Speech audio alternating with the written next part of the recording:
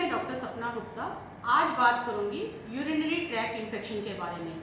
तो आज हम ये जानने की कोशिश करेंगे कि यूरिनरी ट्रैक्ट इन्फेक्शन आखिर होता क्या है, क्या कारण है कि ये महिलाओं में ज़्यादा कॉमन है, इसके क्या लक्षण हैं, कौन सा ऐसा टेस्ट है जो करें जिससे हमें पता लगे कि हमें यूरिनरी ट्रैक्ट इन्फेक्शन हुआ है, या सबसे ज़रूरी बात वो ऐसा क्या उपाय करें कि हम इस इन्फेक्शन को होने से रोक सकें, या फिर वो महिलाएं जिनको ये इन्फेक्शन बार बार होता है, जिनको साल में 2 या 3 बार या उससे भी ज़्यादा बार होता है, वो क्या ऐसे उपाय करें कि इस इन्फेक्शन को रोक सकें। तो यूरिनरी ट्रैक्ट इन्फेक्शन में यूरिनरी ट्रैक्ट में हमारी 2 किडनीज आती हैं, 2 ये यूरिटर्स हैं, एक यूरिनरी ब्लैडर है और एक ये यूरिथ्रा है। जो किडनीज का काम है वो ब्लड को फिल्टर करती हैं और यहाँ पे यूरिन बनने की जो प्रक्रिया है वो स्टार्ट हो जाती है। यूरिन जो है यहाँ बनता है और इन यूरिटर्स के थ्रू पास करके ये यूरिनरी ब्लैडर में इकट्ठा होना शुरू हो जाता है। अब इस यूरिनरी ब्लैडर की एक कैपेसिटी रहती है। जब ये कैपेसिटी फुल हो जाती है तो इसको इंसान को अर्ज फील होती है, ऐसे लगता है कि यूरिन आया है। फिर आप यूरिन पास करते हो और यूरिथ्रा के थ्रू ये यूरिन जो है वो बाहर निकलता है। तो इस ट्रैक्ट में जब भी इन्फेक्शन होती है इसको हम कहते हैं यूरिनरी ट्रैक्ट इन्फेक्शन। ये भी 2 तरह की होती है। एक तो है लोअर यूरिनरी ट्रैक्ट जिसमें यूरिथ्रा और यूरिनरी ब्लैडर भी इन्वॉल्व होते हैं। तो एक होती है अपर यूरिनरी ट्रैक्ट जिसमें कि ये किडनीज भी इन्वॉल्व हो जाती हैं। तो हमारा उद्देश्य यही रहना चाहिए कि जब तक ये लोअर यूरिनरी ट्रैक्ट है इसको हम यहीं पे इसको ट्रीट कर लें, इसको हम ऊपर ना जाने दें ताकि हमारी किडनीज को नुकसान ना हो। अब हम ये जानने की कोशिश करेंगे कि ये किन कारणों से होती है। 2 कारणों की वजह से ये इन्फेक्शन जो है वो महिला में ज़्यादा रहती है। एक तो ये है कि महिला का यूरिथ्रा छोटा होता है और ये इन्फेक्शन को कम ट्रैवलिंग करनी पड़ती है, तो ये जल्दी से हमारे ब्लैडर में आ जाती है। दूसरा ये है कि महिला का जो यूरिथ्रा, वजाइना और एनस जो है वो एक ही लाइन में रहते हैं। तो कोई भी अगर एनस में इन्फेक्शन होगी या वजाइना में इन्फेक्शन होगी तो वो ब्लैडर में जल्दी से चली जाती है। तो 2 कारणों की वजह से ये इन्फेक्शन महिलाओं में ज़्यादा कॉमन है। दूसरा ये है कि शादी के बाद ये होने वाली सबसे पहली इन्फेक्शन है। इसको हम हनीमून सिस्टाइटिस के नाम से जानते हैं। वो क्यों ऐसा इसलिए होता है क्योंकि शादी के बाद जब महिला हनीमून पे जाती है तो वो एक तो वो ट्रैवलिंग में रहती है, दूसरा वो ट्रैवलिंग में पानी कम पीती है, और नेक्स्ट ये है कि वो उसको पब्लिक टॉयलेट यूज़ करने पड़ते हैं तो उसमें भी इन्फेक्शन होने के ज़्यादा चांसेस रहते हैं, और तीसरा ये है कि वो सेक्सुअल एक्टिविटी में इन्वॉल्व होती है। तो ये 3 कारण हैं जिसकी वजह से शादी के बाद ये इन्फेक्शन काफ़ी कॉमन रहती है। उस टाइम महिला को चाहिए एक तो ट्रैवलिंग के टाइम अपना पानी साथ में रखे, दूसरा टॉयलेट अगर यूज़ करने हैं तो उसमें जो है वो वेस्टर्न टॉयलेट का इस्तेमाल ना करें, इंडियन टॉयलेट का इस्तेमाल करें, और अगर वेस्टर्न टॉयलेट इस्तेमाल करना है तो उसको पहले अच्छी तरह से क्लीन करें। और तीसरा जो है कि सेक्सुअल एक्टिविटी से पहले और बाद में अपने प्राइवेट पार्ट को अच्छी तरह से क्लीन करें और सेक्सुअल एक्टिविटी के बाद वो यूरिन को पास करें। नेक्स्ट, ये प्रेगनेंसी के दौरान भी इन्फेक्शन बहुत कॉमन रहती है। उसके भी 2 कारण हैं। एक तो ये कि हार्मोन्स का इन्फ्लुएंस रहता है, और दूसरा ये है कि जो यूट्रस हमारा बढ़ता है क्योंकि बच्चा उसमें पल रहा होता है तो यूट्रस जो है हमारे ब्लैडर के ऊपर प्रेस करता है, तो उसकी वजह से जो लेडी है वो अपना यूरिन जो है वो पूरी तरह से पास नहीं कर पाती, उसमें भी कुछ यूरिन जो है वो अंदर रह जाता है, और जब यूरिन अंदर रहता है तो उसमें बैक्टीरिया की ग्रोथ होना शुरू हो जाती है। तो ये प्रेग्नेंट महिलाओं में भी ये इन्फेक्शन बहुत कॉमन रहती है। फिर डिलीवरी के बाद जिन महिलाओं का सिजेरियंस रहता है या कोई सर्जरी रहती है उनमें भी ये इन्फेक्शन कॉमन रहती है, क्योंकि डिलीवरी के दौरान उसमें कैथेटर डाला जाता है जिसकी वजह से ये इन्फेक्शन रहती है। फिर वो महिलाएं जो 45 के पास रहती हैं या वो महिलाएं जिनको मेनोपॉज हो चुका होता है उनमें भी कुछ हार्मोन्स की वजह से ये इन्फेक्शन जो है वो ज़्यादा रहती है। फिर वो महिलाएं जिनको शुगर रहती है या वो महिलाएं जिनको स्टोन्स होते हैं किडनी में, उनमें भी इसके ज़्यादा होने के चांसेस रहते हैं। और सबसे बड़ी बात, वो महिलाएं जो पानी कम पीती हैं, और दूसरा वो महिलाएं जो यूरिन को होल्ड करके रखती हैं। लाइक उनको लगता है कि उनको यूरिन आया है लेकिन उनको लगता है कि पहले मैं अपना काम खत्म करूं उसके बाद यूरिन पास करने जाऊं, तो ऐसी महिलाओं में भी ये इन्फेक्शन होने के बहुत ज़्यादा चांसेस होते हैं। अब हमें कौन से ऐसे लक्षण हैं जिससे पता चलता है कि यूरिन में इन्फेक्शन हुआ है। उसमें महिला को यूरिन पास करते समय जलन हो सकती है, दर्द हो सकती है, यूरिन जो है वो खुल के नहीं आता है, आपको लगता है कि आपको यूरिन आया है लेकिन वो बूंद बूंद करके आता है। तो उसमें नॉर्मली हमारा यूरिन जो है वो क्लियर रहता है, लेकिन जब इन्फेक्शन हो जाती है तो उसमें क्लाउडी भी रह सकता है, वो टर्बिड भी हो सकता है, उसमें स्मेल भी हो सकती है और उसका कलर भी चेंज हो सकता है। उसका कलर डार्क येलो हो सकता है, ऑरेंज रेड हो सकता है, और अगर ये इन्फेक्शन ज़्यादा हो गई है और उसमें अगर ब्लड मिक्स करके आ रहा है तो उसका कलर जो है वो रेड भी हो सकता है।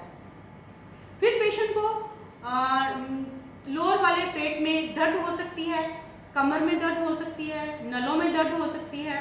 ये दर्द पेशाब करने के बाद ज़्यादा भी हो सकती है और पेशाब ये कंटिन्यूस भी रह सकती है या रुक रुक के भी हो सकती है। और फिर अगर हमारी किडनीज इन्वॉल्व हो जाएं तो इसमें फीवर भी हो सकता है।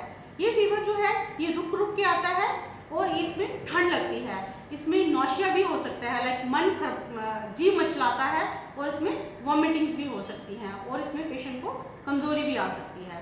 अब जब ये लक्षण होते हैं तो आप अपने गायनेक के पास जाते हो, उसको आपके लक्षणों से पता तो चल जाता है कि पेशेंट को यूरिनरी ट्रैक्ट इन्फेक्शन है, लेकिन इसका जो है वो फोकस कहाँ पे है, तो वो ये जानने की कोशिश करती है कि कहीं वजाइना में इन्फेक्शन तो नहीं है, तो वो आपका इंटरनल एग्जामिनेशन करती है। तो अगर ये वजाइनल कोई इन्फेक्शन रहती है तो यूरिनरी ट्रैक्ट इन्फेक्शन ट्रीट करने के साथ साथ वो वजाइना की इन्फेक्शन को भी ट्रीट करती है। और फिर वो यूरिन के आपके 2 टेस्ट करवाती है। उसमें एक तो है वो सिंपल रूटीन माइक्रोस्कोपिक एग्जामिनेशन रहता है, दूसरा हमारा यूरिन का कल्चर रहता है। इसके लिए वो आपको एक स्टेराइल कंटेनर दिया जाता है और इंस्ट्रक्शंस दी जाती हैं कि आपने early morning mid stream urine लेना है। मिड स्ट्रीम यूरिन का मतलब है आपने शुरू का जो यूरिन है वो डिस्कार्ड कर देना है और जो बीच वाला यूरिन है वो उस कंटेनर में आपने डायरेक्टली डालना है और इस कंटेनर को आगे पीछे आपने कहीं टच नहीं करना है, वो आपने डायरेक्ट जो है वो लेबोरेटरी में दे देना है। फिर जो यूरिन जो माइक्रोस्कोपिक एग्जामिनेशन है उसकी जो टेस्ट करने में हार्डली 15 से 20 मिनट लगते हैं और उसमें हमें पता चलता है कि उसमें पस सेल्स कितने हैं, कहीं कोई आरबीसीज तो नहीं है, आरबीसीज मीन्स कहीं कोई ब्लड तो नहीं है, और अगर कोई बैक्टीरिया हो तो उसका बैक्टीरिया होने का भी पता चलता है। लेकिन जो यूरिनरी कल्चर है वो उसकी रिपोर्ट जो है वो 3 दिन के बाद आती है। उसमें हमें 3 चीज़ों का पता चलता है। एक तो पता चलता है कि जो बैक्टीरिया है वो कौन सा बैक्टीरिया है, उसका काउंट कितना है और वो कौन सी एंटीबायोटिक है जिसको वो सेंसिटिव है, ताकि डॉक्टर को पता चले कि वो कौन सी ऐसी दवाई देगा जिससे कि ये इन्फेक्शन जो है वो ठीक हो जाएगा। तो अगर ये infection lower urinary tract infection है तो उसमें 3 से 5 दिन के लिए एंटीबायोटिक देते हैं। अगर ये अपर यूरिनरी ट्रैक्ट है जिसमें कि किडनीज भी इन्वॉल्व है तो उसमें 10 से 14 दिन के लिए एंटीबायोटिक दी जाती है। फिर कुछ ऐसी पेन किलर्स रहती हैं जो कि यूरिनरी स्पेसिफिक होती हैं, जिससे जलन का फर्क रहता है, वो भी आपको डॉक्टर प्रिस्क्राइब कर सकते हैं।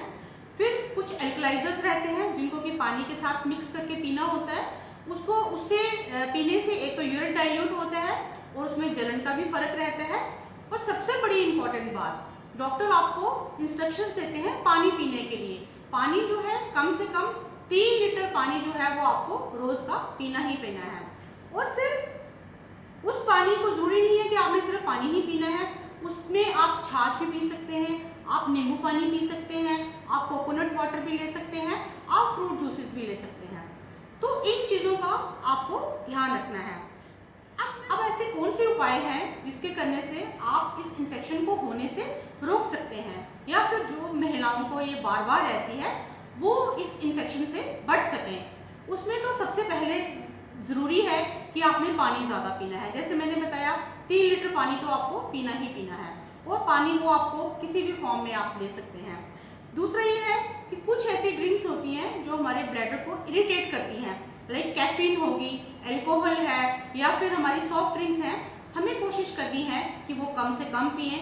फिर क्रैनबेरी जूस जो है वो इसके लिए बहुत फ़ायदेमंद रहता है, वो जो बैक्टीरिया है उसको ब्लैडर के साथ चिपकने नहीं देता और इन्फेक्शन को होने से रोकता है। फिर हमारे कुछ प्रोबायोटिक्स रहते हैं, जैसे कि हम विटामिन सी या फिर कर्ड, उसका हम डाइट में ज़्यादा इस्तेमाल करें। और एक इम्पॉर्टेंट बात कि हमने यूरिन को होल्ड करके नहीं रखना है।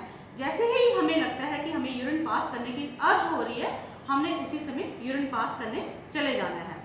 एक नेक्स्ट ज़रूरी बात कि हमने अपने प्राइवेट पार्ट्स को क्लीन एंड ड्राई रखना है। बहुत ज़रूरी है क्लीन एंड ड्राई रखना। क्लीन करने का एक तरीका रहता है, उसमें हमने अपने आगे से पीछे को क्लीन करना है, ना कि पीछे से आगे को क्लीन।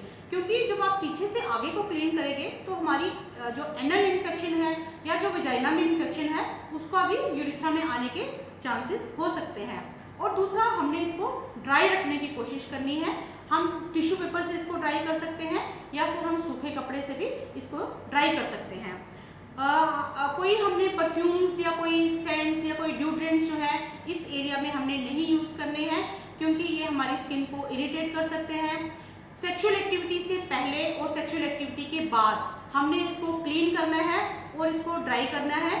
और सेक्सुअल एक्टिविटी के बाद हमने कोशिश करनी है कि हम यूरिन पास कर लें, ताकि क्योंकि ऐसा देखा गया है कि जो लेडीज़ जो है यूरिन पास कर लेती हैं उनमें ये इन्फेक्शन कम रहती है।